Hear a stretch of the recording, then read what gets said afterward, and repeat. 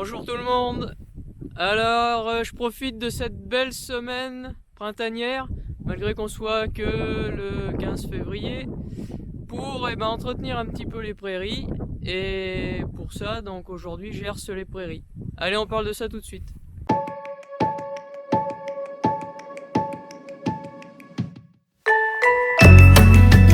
Alors, le herçage, à quoi ça va me servir? Donc les animaux ont pâturé jusqu'à l'automne, on les a rentrés en bâtiment. On a fait déjà un petit peu d'herse de prairie, on va dire vraiment fin d'automne, début d'hiver. Un peu tout le tour où les animaux ont mangé, puisqu'en général les vaches elles se couchent pas très loin d'où elles mangent.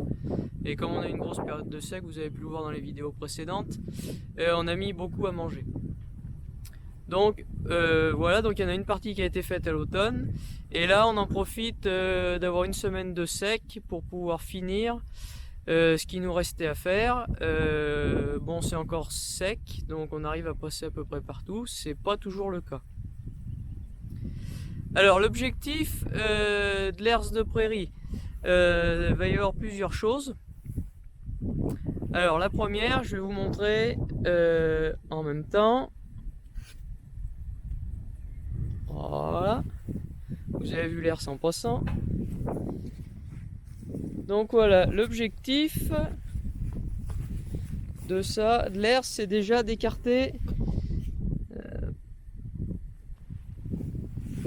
les bouses, comme il y a là, ou comme peut y avoir ici. Celle-là, elle est encore fraîche. Et l'autre objectif, ça va être d'écarter ça. Alors ça, c'est des bouses aussi, mais c'est pas des bouses de vache, c'est des bouses de vers de terre, on va dire. Donc l'objectif, c'est d'écarter tous les turicules là qu'on voit, c'est comme ça que ça s'appelle. Parce que justement, les vers de terre, en brassant la terre, en dégradant tout ce qui a dégradé, c'est plein de minéraux. Donc en fait, ça a permis de répartir tout ça au sol, comme il faut. La bouse de vache aussi. L'autre objectif, c'est d'arracher tout ce qui est herbes qui sont mal enracinées, comme ça, là par exemple. Voilà, des choses comme ça, là, pour éviter la concurrence. Tout ce qui est mort, là, l'objectif, c'est d'enlever ça. Alors, pour faire ça, j'utilise l'outil que vous voyez derrière moi, là. Donc, c'est une herse de prairie. Et on va regarder un peu plus près comment ça marche.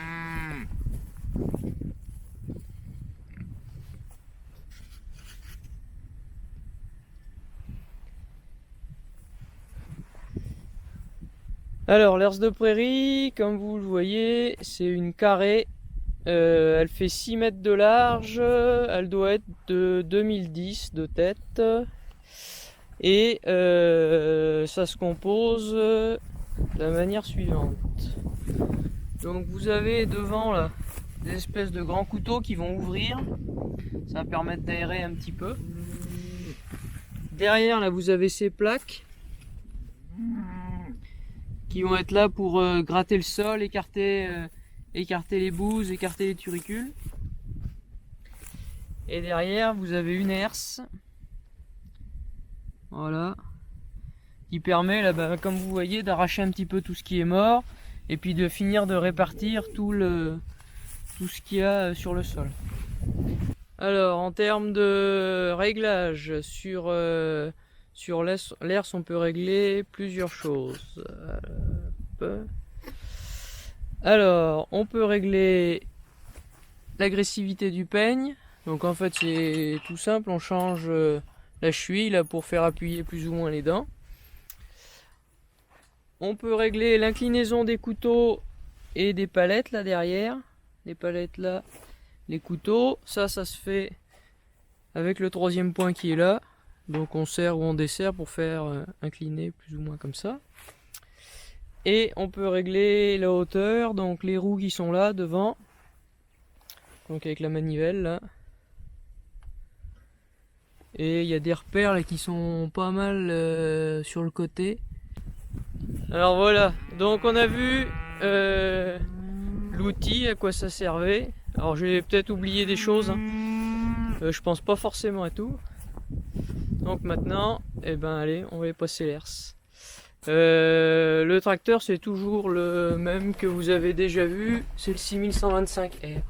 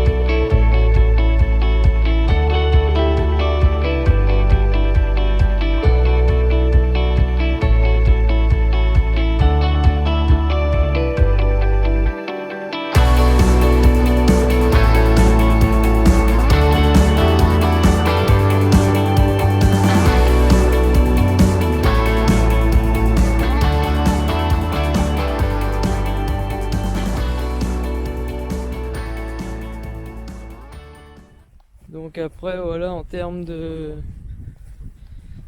travail ce que ça donne.